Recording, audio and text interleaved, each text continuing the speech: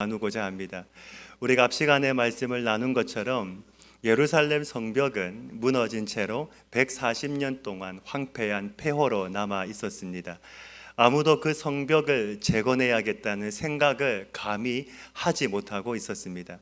그 이유가 무엇이냐 묻는다면 아마 어떤 사람들은 사람이 없기 때문에, 또 재정이 없기 때문에, 정치적인 환경 때문에 할 수 없었다고 말을 할 겁니다. 하지만 진짜 이유는 이런 것들이 아니라 그것을 할 수 있는, 성벽을 재건할 수 있는 하나님의 사람이 없었기 때문입니다. 하나님은 지금도 이 시대 가운데 하나님의 마음을 가진 하나님의 사람, 준비된 사람을 찾으시는 줄로 믿습니다. 그때 쓰임 받았던 사람이 바로 느헤미야였습니다. 느헤미야는 어떤 사람입니까? 무너진 성벽을 재건하고 무너진 백성들의 영적인 신앙을 다시 회복시켰던 하나님의 믿음의 사람이었습니다. 한 사람이 하나님 앞에 무릎을 꿇었을 때, 한 사람이 민족의 죄를 가슴에 품고 회개했을 때, 한 사람이 하나님 앞에 기도했을 때 하나님은 그 사람을 통하여 수많은 기도의 용사를 일으켜 세우셨습니다. 오늘 말씀은 그 느헤미야가 하나님으로부터 응답을 받은 내용의 말씀인데, 말씀을 묵상하면서 느끼는 것은 140년 동안 무너졌던 그 성벽을 단 52일 만에 재건했다. 이것은 느헤미야도 참 대단한 사람이지만 하나님의 은혜가 아닐 수 없는 것이죠. 누구보다 이것을 가장 원했던 분이 누구실까요? 바로 우리 하나님이셨습니다. 하나님의 성전, 하나님의 성벽, 그리고 불타버린 그 성문을 하나님은 바라보면서 누구보다 재건을 원했던 분은 바로 우리 하나님이셨습니다. 즉, 그러니 이 모든 것은 다 무엇입니까? 하나님의 은혜가 아닐 수 없는 것이죠. 소망하기는 오늘 우리의 삶에도 이런 하나님의 은혜가 넘치기를 주님의 이름으로 축복합니다. 한번 생각해 보시면 느헤미야의 직업은 왕의술 관원이었습니다. 왕의 신뢰를 받는 사람, 유대인으로서는 그 시대에 나름 성공한 사람이었습니다. 자, 그러면 이 문제를 해결하는데 현실적으로 얼마든지 쉬운 방법이 있었을 겁니다. 가장 쉬운 방법은 왕을 찾아가서 왕에게 도움을 구하는 것이죠. 하지만 느헤미야는 어떻게 합니까? 느헤미야가 믿고 의지했던 것은 인간 왕이 아니라 바로 하나님이었습니다. 그 하나님을 믿고 그는 응답을 받을 때까지 4개월 동안 금식하며 하나님께 기도했던 것이죠. 왜? 이유가 무엇입니까? 이유는 하나님이 원하시면 반드시 응답해 주시고 길을 여신다는 것을 그는 믿었기 때문입니다. 오늘 저와 여러분의 삶에도 하나님의 응답이 내 생각과 다르십니까? 물론 거기에는 여러 가지의 이유가 있을 수 있습니다. 하지만 한 가지 분명한 것은 그 시간을 통해서 우리를 더욱더 하나님의 사람으로 다듬어 가시고 빚어 가시는 하나님의 뜻이 있다는 것이죠. 아브라함에게 하나님의 약속이 주어졌지만 그 응답의 약속은, 그 약속의 응답은 25년 후에 그가 100세가 되었을 때에 약속이 이루어졌습니다. 원래 아브라함은 처음부터 믿음이 좋은 사람이 아니었습니다. 그는 갈대아 우르에서 우상을 섬겼던 사람이었습니다. 하지만 그 시간을 통해서 하나님은 아브라함을 믿음의 사람으로 만들어 가시고 결국에는 그를 믿음의 조상으로 삼아 주셨습니다. 오늘 내 삶에 응답이 없다고, 하나님이 나를 사랑하지 않는다 원망하지 마시고, 때가 되면 반드시 하나님께서 내 삶의 길을 여신다는 사실을 믿으시고 그때까지 하나님 앞에 엎드려 기도하고 인내하며 참고 견디는 은혜가 우리 가운데 있기를 간절히 바랍니다. 우리가 엎드릴 때, 우리가 기도할 때 하나님은 반드시 길을 여십니다. 아멘이십니까? 이 사실을 꼭 기억하시기를 바랍니다. 우리가 엎드릴 때, 우리가 기도할 때 하나님은 반드시 길을 여십니다. 느헤미야는 4개월 동안 하나님의 응답을 바라면서 금식하며 하나님 앞에 기도했습니다. 이제 마침내 그 하나님의 응답의 때가 왔는데 오늘 말씀 1절을 보시면 느헤미야가 4개월 만에 왕 앞에 나아갔다라고 말씀하고 있습니다. 우리가 잘 아는 것처럼요, 그 당시의 신하는 내가 원한다고 왕 앞에 나갈 수 있는 것이 아니었습니다. 우리가 잘 아는 에스더 있지 않습니까? 왕비였음에도 불구하고 왕의 호출이 없으면 그는 왕 앞에 나갈 수가 없었습니다. 신하는 마찬가지죠. 왕의 허락이 없으면, 왕의 호출이 없으면 그는 왕 앞에 나아갈 수가 없습니다. 느헤미야는 4개월 동안 기도했습니다. 그리고 마침내 그 응답의 때가 이제 시작되었는데, 그게 바로 오늘 말씀 1절과 2절의 말씀입니다. 우리 1절과 2절의 말씀을 같이 한번 읽겠습니다. 시작. 아닥사스다 왕 제20년 니산월에 왕 앞에 포도주가 있기로 내가 그 포도주를 왕에게 드렸는데 이전에는 내가 왕 앞에서 수심이 없었더니 왕이 내게 이르시되 병이 없거늘 어찌하여 얼굴에 수심이 있느냐 이는 필연 내 마음에 근심이 있음이로다 하더라. 그때에 내가 크게 두려워하여. 아멘. 이 말씀을 통해서 우리가 한 가지 알 수 있는 것은 왕 앞에서 섬겼던 신하들이 얼마나 많았겠습니까? 그 당시 아닥사스다 왕은 그 시대 가장 위대한 왕이었기 때문에 그 앞에서 섬겼던 신하들은 굉장히 많았을 겁니다. 역사에 보면 이 아닥사스다 왕은 폭군입니다. 호의적인 왕이 아닙니다. 그의 말 한마디에 신하들의 생명이 왔다 갔다 할 정도로 굉장히 폭군으로 유명한 왕이었습니다. 그런데 그 많은 신하 중에 유독 한 신하의 얼굴에 있는 수심을 살피는 왕, 그만큼 느헤미야는 왕으로부터 신뢰를 받는 충신이었다는 것을 우리가 알 수 있는 것이죠. 하지만 이것 말고 정말 성경이 우리에게 말해주고자 하는 진짜 이유는 무엇이냐면 드디어 하나님께서 하나님의 역사를 시작하셨다는 겁니다. 이제 하나님의 응답이 시작되었음을 보여주는 첫 단추인 것이죠. 사실 왕 앞에서 수심이 있다고 하는 것은 왕의 심기를 건드리는 행동이기 때문에 잘못하면 왕 앞에서 자신의 생명을 잃을 수도 있는 위험한 상황이었습니다. 하지만 느헤미야는 그 왕 앞에서, 그 상황 앞에서 그는 지혜롭고 정직하고 담대하게 대답을 이어갑니다. 우리 3절의 말씀인데요, 3절 말씀을 같이 한번 읽겠습니다. 시작. 왕께 대답하되 왕은 만세수를 하옵소서. 내 조상들의 묘실에 있는 성읍이 이제까지 황폐하고 성문이 불탔사오니 내가 어찌 얼굴에 수심이 없사오리까 하니. 아멘. 1200km가 넘는 먼 나라, 한 번도 본 적이 없고 한 번도 가본 적이 없는 나라, 내 아버지를 통해서 들었던 그 하나님의 나라, 그 하나님의 백성에 대한 소문을 듣고 그의 얼굴에는 수심을 숨길 수 없을 만큼 아픔과 사랑이 컸다는 것이죠. 왕이 그의 얼굴을 보고 그의 수심을 보고 그에게 묻습니다. 4절 말씀에 내가 무엇을 원하느냐. 참 놀라운 것은 이 상황은 어떤 상황입니까? 잘못하면 자신의 생명을 잃을 수도 있는 위험한 상황인데 하나님은 이 상황을 민족을 살리는 상황으로 역전시켜 주셨다는 겁니다. 우리 하나님은 역전의 하나님이신 줄 믿습니다. 내 삶이 아무리 힘들어도, 내 삶에 장애물이 있을지라도, 내 앞에 내가 건널 수 없는 아무리 높은 벽이 있을지라도 내가 하나님을 믿고 나가면 우리 하나님은 반드시 내 삶 속에 역전의 은혜를 허락하시는 줄로 믿습니다. 내 삶을 바꾸시는 은혜, 내 삶 속에 하나님은 은혜를 부어주셔서 그 하나님은 내 삶을 지금보다 다른 삶으로 하나님은 역전시켜 주시는 줄로 믿습니다. 느헤미야가 대답을 이어갑니다. 말씀해 보시면 내가 곧 하늘의 하나님께 묵도하고, 성경 전체에서 가장 짧지만 가장 강력한 말씀이 있다면 저는 이 말씀이라 생각합니다. 내가 곧 잠시 하늘의 하나님께 묵도하고. 그 짧은 시간에 느헤미야가 뭘 했겠습니까? 하늘의 하나님께. 왜 하늘의 하나님이라고 지금 말을 하고 있을까요?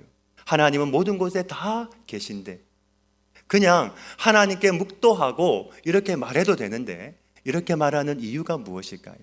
이것은 느헤미야의 믿음의 고백입니다. 하늘의 하나님이라고 하는 것은 하늘에 계신 공간적인 개념을 말하는 것이 아니고, 지금 느헤미야가 고백하고 있는 것은 무엇이냐면, 하나님은 이 땅의 모든 곳에 초월해서 계시는 분, 즉 이 땅을 통치하시고 다스리시는 능력과 권세와 지혜가 무궁하신 만왕의 왕이신 하나님을 지금 느헤미야는 고백하고 있는 것이죠. 그 하나님께 묵도하고 그 짧은 시간에 하나님의 은혜를 바라며 하나님의 능력을 믿고 기도하고 있는 느헤미야의 모습, 이것은 평소에 그의 삶이 어떤지를 우리에게 잘 보여주는 말씀이기도 합니다. 그는 매 순간 하나님께 기도하고 매 순간 하나님과 대화하고 하나님과 동행하고 하나님께 무릎을 꿇었던 믿음의 사람이었습니다. 우리가 잘 아는 다니엘 어떻습니까? 그는 자신의 생명의 위협을 느끼는 그 순간에도 하루에 3번씩 유대 땅을 바라보며 창문을 열고 아침, 점심, 저녁으로 기도했던 느헤미야. 그렇게 했던 다니엘. 이 느헤미야와 이 다니엘을 통해서 우리가 알 수 있는 것은 무엇입니까? 사도 바울이 고백했던 것처럼 쉬지 말고 뭐 했던 사람입니까? 쉬지 말고 기도하라. 이 하나님의 말씀을 몸으로 실천하며 살았던 사람이었다는 것이죠. 느헤미야는 그 순간에 깨닫게 되었습니다. 하나님, 바로 이 순간입니다. 하나님, 나에게 해야 될 말을 주십시오. 하나님, 지금 이 순간에 왕의 마음을 움직여 주십시오. 가끔 사역을 하다 보면 염려가 되는 성도를 만날 때가 있습니다. 평소에는 잘 보이지 않는데 갑자기 보이는 분들이 계십니다. 갑자기 새벽 예배도 나오고 수요 예배도 나오고 주일 예배도 나오면서 갑자기 예배에 열심을 내는 분들이 계십니다. 저는 미안하지만 그런 분을 볼 때마다 염려가 좀 앞섭니다. 저분이 왜 갑자기 열심을 낼까? 물론 급한 일이 있기 때문에 간절한 마음으로 나온 것은 충분히 이해가 됩니다. 그 마음을 알기 때문에 저는 그런 분을 볼 때마다 하나님께 이렇게 구합니다. 하나님, 저분이 무엇을 구하시든지 간에 응답해 주시고 지금처럼 평생 하나님을 열심히 섬기게 해 주십시오. 그런데요, 이런 분은 특징이 있습니다. 하나님이 응답해 주시면 그 다음부터는 보이지 않습니다. 보이지 않다가 또 갑자기 문제가 생기면 또 갑자기 나타납니다. 그리고 그때부터 열심을 내기 시작합니다. 참 안타까운 신앙이 아닐 수 없는 것이죠. 하나님은 우리의 마음을 다 알고 계시기 때문에 그럼에도 불구하고 그의 삶에 응답을 주시는 이유가 무엇일까요? 우리를 사랑하시기 때문에 이제는 그렇게 하지 말고 나를 믿고 나를 의지하고 나를 신뢰하며 살라고 응답해 주시는 건데, 그 하나님의 마음을 알지 못하는 것이죠. 평생 거기에 머물러 있는 신앙인 겁니다. 저는 우리 교회 우리 성도님들 가운데는 이런 분이 한 분도 없기를 간절히 바랍니다. 이제는 가끔 나오지 마시고 혹시라도 찔리시는 분 계십니까? 아프다. 이제는 가끔 나오지 마시고 쭉 나오시기를 바랍니다. 주일 예배에 목숨을 거시기를 간절히 바랍니다. 신앙생활에 목숨을 거시기를 간절히 바랍니다. 예배의 승리가 오늘 내 인생의 승리인 줄로 믿습니다. 우리가 예배에 승리하고 내가 신앙생활에 목숨을 걸고 하나님을 열심히 섬기면 그 모든 것들을 하나님은 다 기억하시고 내 삶에 필요할 때마다 시마다 하나님은 내 삶에 이른 비와 늦은 비로 내 삶을 지켜주시고 내 삶에 꼭 필요한 것들로 하나님은 하늘의 것으로 공급해 주시는 줄로 믿습니다. 안 나오시면 제가 하나님께 이르겠습니다. 안 나오시면 제가 하나님께 고자질하겠습니다. 하나님, 저분이 안 나오십니다. 어떻게 합니까? 여러분, 우리가 사람을 보고 신앙생활 하는 것이 아니잖아요. 하나님을 보고 신앙생활 하는 것 아닙니까? 여러분, 사람 보고 신앙생활 하지 마시고 하나님 보고 신앙생활 하시기를 바랍니다. 우리 하나님은 변함없는 하나님이십니다. 변치 않는 하나님이십니다. 언제나 우리에게 은혜와 사랑을 베푸시는 하나님이십니다. 이처럼 왕의 마음을 움직이는 것, 그리고 무너진 성벽을 재건하는 것, 무너진 백성들의 신앙을 영적으로 회복하는 것, 이 모든 것은 느헤미야를 통하여 하나님이 행하신 일이었습니다. 느헤미야가 잠시 하나님 앞에 묵도한 뒤에, 잠시 기도한 뒤에 이어서 왕과 느헤미야의 대화가 이어지는데, 우리 5절과 6절의 말씀을 같이 한번 읽겠습니다. 시작. 왕에게 아뢰되 왕이 만일 좋게 여기시고 종이 왕의 목전에서 은혜를 얻었사오면 나를 유다 땅 나의 조상들의 묘실이 있는 성읍에 보내어 그 성을 건축하게 하옵소서 하였는데, 그때에 왕후도 왕 곁에 앉아 있었더라. 왕이 내게 이르시되 내가 몇 날에 다녀올 길이며 어느 때에 돌아오겠느냐 하고 왕이 나를 보내기를 좋게 여기시기로 내가 기한을 정하고. 아멘. 이 말씀이 뭘 의미합니까? 지금 왕의 마음이 움직여진 겁니다. 왕에게 허락을 받은 것이죠. 아마 느헤미야는 속으로 할렐루야를 외쳤을 겁니다. 왜냐하면 하나님의 응답이 이루어지는 순간이기 때문입니다. 우리가 여기서 말씀을 보면서 한 가지 꼭 기억해야 될 것이 있습니다.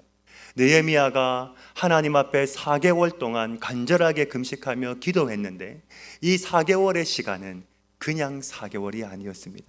그는 처절하게 하나님께 기도했던 4개월이었습니다. 한번 생각해 보십시오.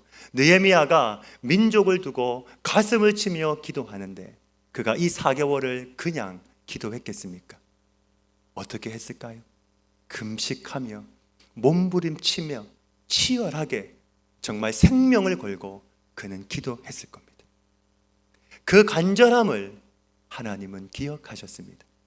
오늘 우리에게도 이 간절함의 내용, 간절함의 제목이 있습니까?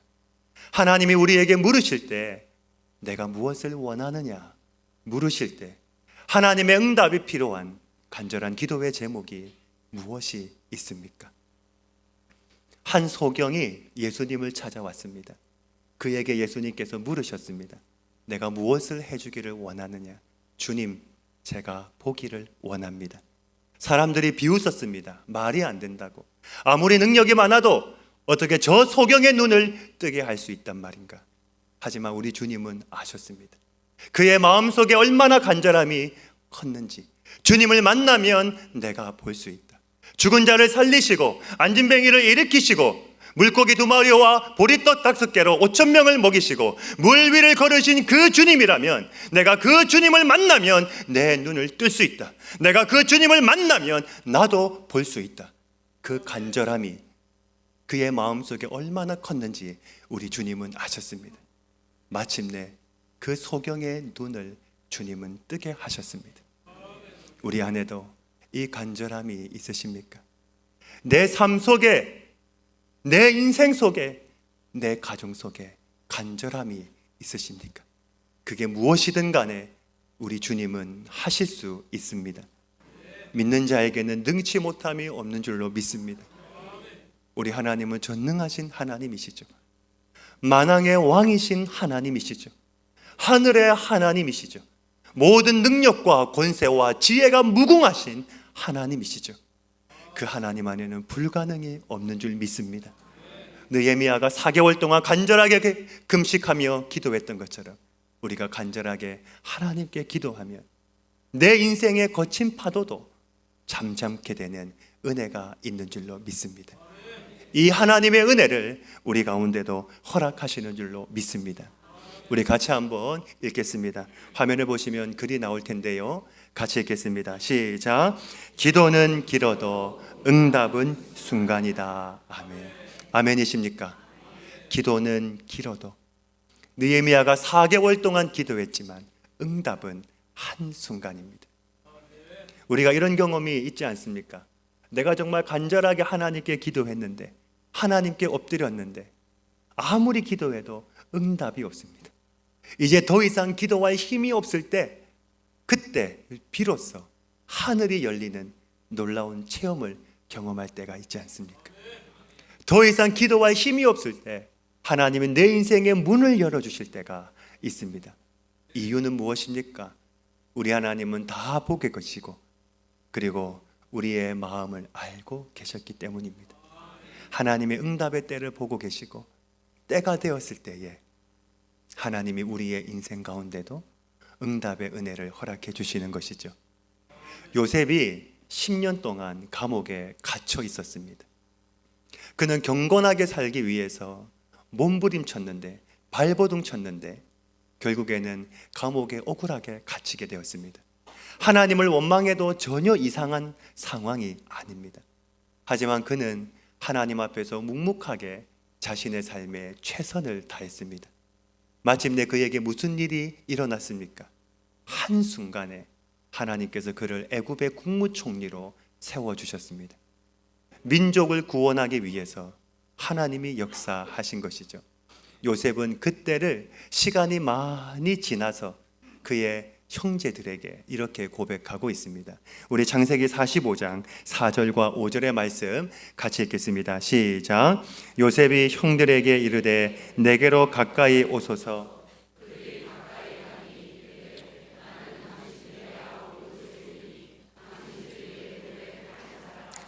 당신들이 나를 이곳에 팔았다고 해서 근심하지 마소서. 한탄하지 마소서. 하나님의 생명을 구원하시려고 나를 당신들보다 먼저 보내셨나이다. 아멘.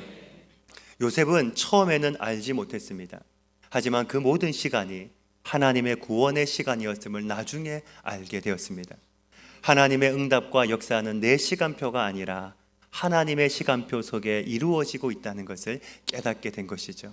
오늘 우리의 삶도, 우리 자녀의 삶도, 우리 교회도 하나님의 시간표 속에 있는 줄 믿습니다. 내가 끝까지 믿음을 지키고 신앙을 지키면 내 시간표가 아니라 하나님의 시간표 속에 하나님은 우리를 하나님의 복된 사람으로 사용하실 줄로 믿습니다. 하나님의 놀라운 역사 속에 이제 왕의 허락이 떨어졌습니다.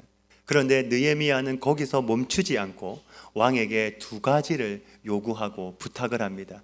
그게 7절과 8절의 말씀인데요. 우리 7절과 8절도 같이 한번 읽겠습니다. 시작. 내가 또 왕에게 아뢰되 왕이 만일 좋게 여기시거든 강 서쪽들에게 내리시는 조서를 내게 주사 그들이 나를 용납하여 유다에 들어가기까지 통과하게 하시고 또 왕의 살림 감독 아삽에게 조서를 내리사 그가 성전에 속한 영문의 문과 성곽과 내가 들어갈 집을 위하여 들보로 쓸 제목을 내게 주게 하옵소서 하매 내 하나님의 선한 손이 나를 도우심으로 왕이 허락하고 아멘.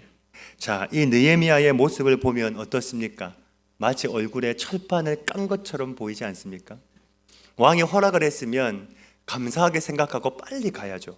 왜냐하면 이 아닥사스다 왕은 폭군이기 때문에 언제 그 마음이 바뀔지 모릅니다. 그러면 왕의 마음이 바뀌면 안 되니까 빨리 가야죠.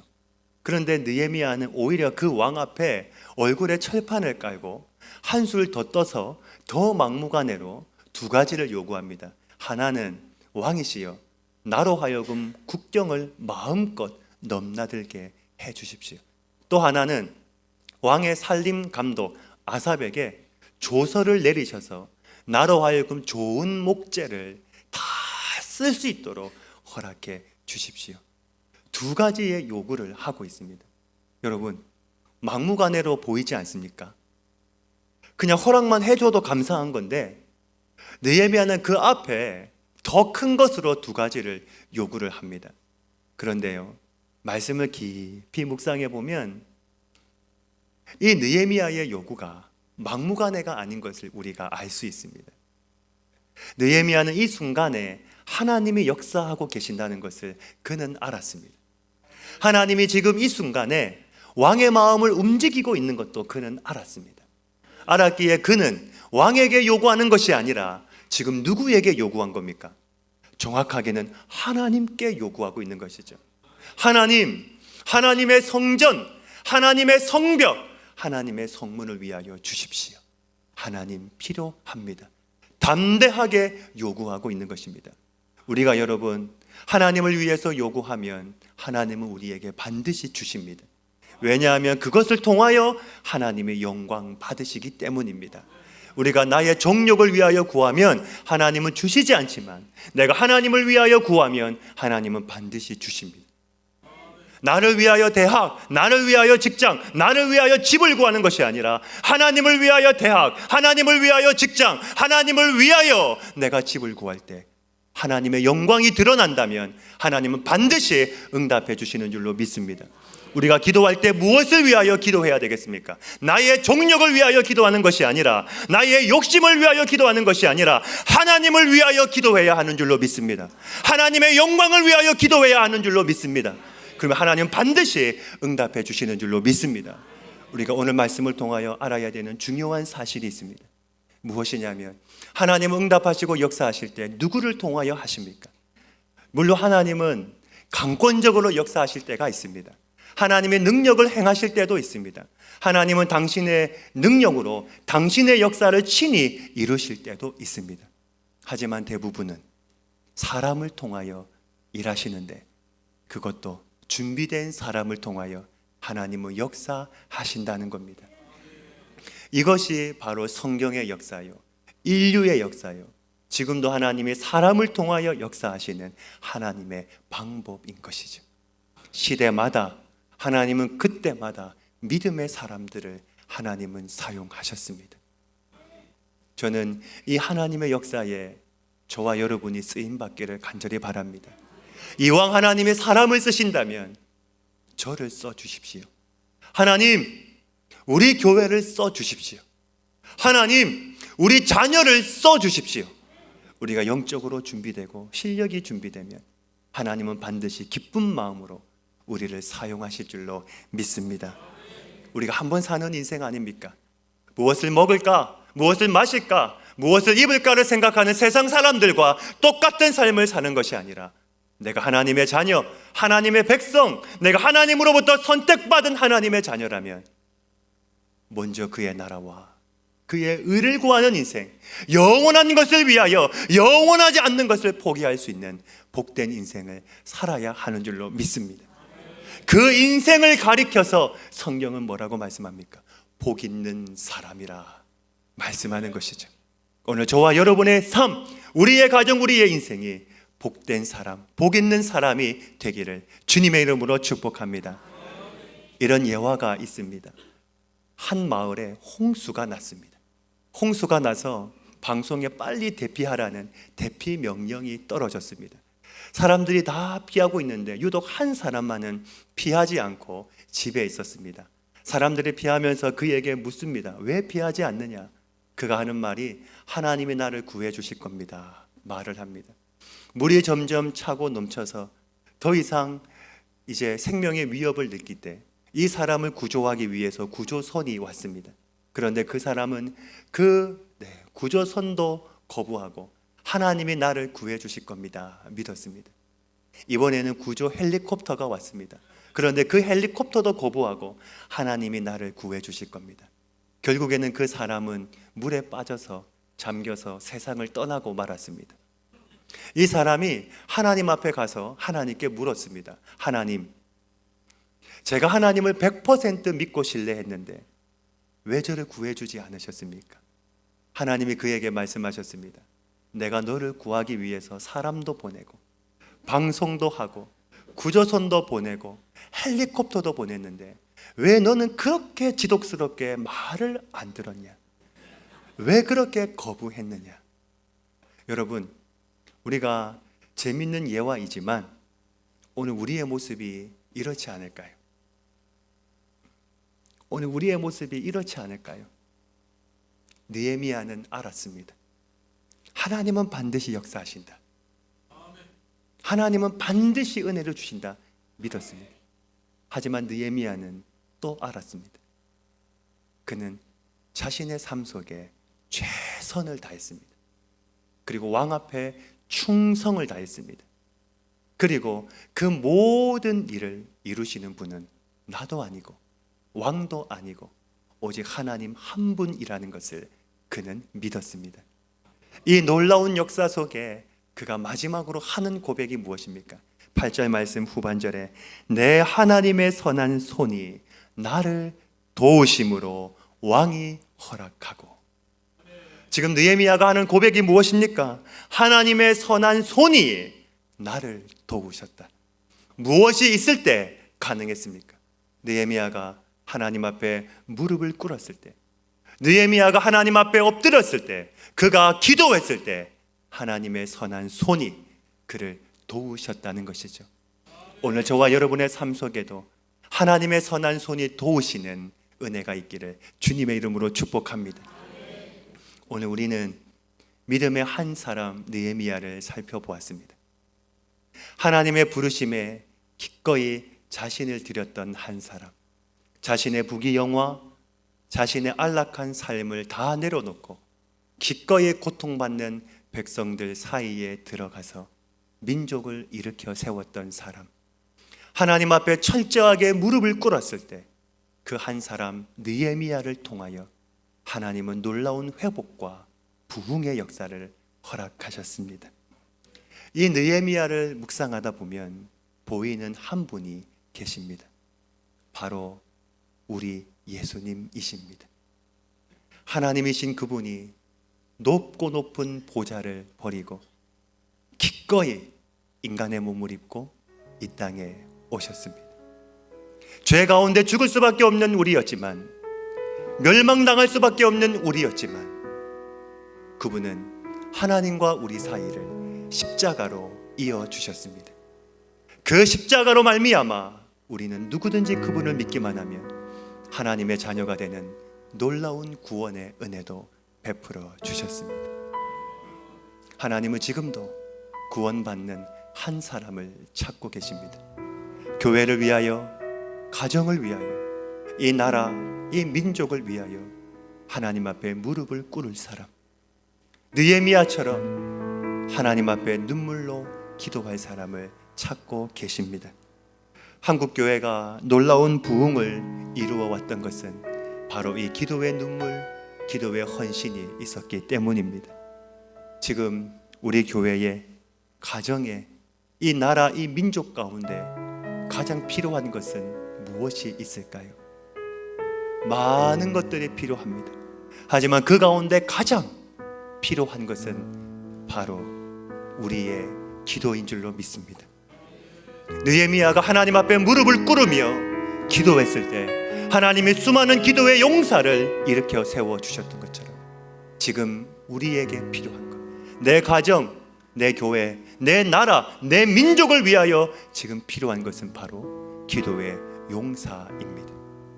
오늘 우리는 하나님 앞에 치열하게 기도해야 될 때입니다. 그냥 기도가 아닙니다. 하늘 문을 열기 위하여 우리는 하나님 앞에 기도해야 하는 것입니다. 그럴 때 하나님은 그 사람을 통하여 위기를 뚫고 하나님의 역사를 체험하게 하시는 것이죠. 우리가 기도할 때 하나님은 길을 여십니다. 그때 하나님의 선한 손이 우리를 도우시는 줄 믿습니다. 이런 말이 있습니다. 내가 기도하지 않으면 그 일은 나의 일이지만 내가 기도하면 그 일은 하나님의 일이 된다. 이제 여러분의 무릎을 하나님 앞에 꿇으십시오. 느헤미야는 기도했을 때 그 일은 그때부터 하나님의 일이 되었습니다. 내 가정을 위하여 여러분의 무릎을 꿇으십시오. 내 삶을 위하여 여러분의 무릎을 꿇으십시오. 내 교회를 위하여 여러분의 무릎을 꿇으십시오. 내 나라, 내 민족을 위하여 여러분의 무릎을 꿇으십시오.